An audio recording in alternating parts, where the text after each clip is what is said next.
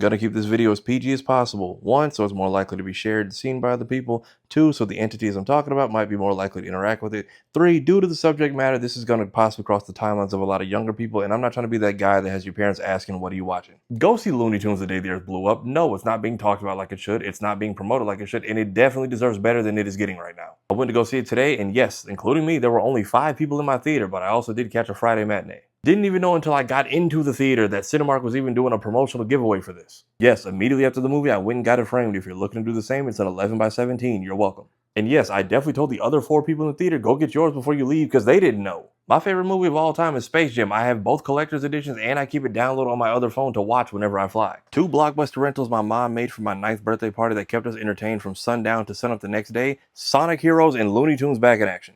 And my favorite version of these characters and my comfort cartoon up until the HBO Max purge of 2025 was the Looney Tunes show. Point is, I'm a Looney Tunes fan from the day I started teething to the day I stopped breathing. And whatever it is you might like about the Looney Tunes was very much represented all over this film. Spoiler free, only referencing stuff you've seen in the trailers. Like I said, if you've seen the Looney Tunes show, it might remind you a little bit of that with Daffy and Porky's friendship and the fact that they're trying to raise money just to live and pay bills. There's a lot of clearly classic and old school Looney Tunes tropes that work their way in there that are still funny to this day. And then there's modern stuff that does work its way in. Like at one point, they're still trying to find out how to raise money for this something in the plot.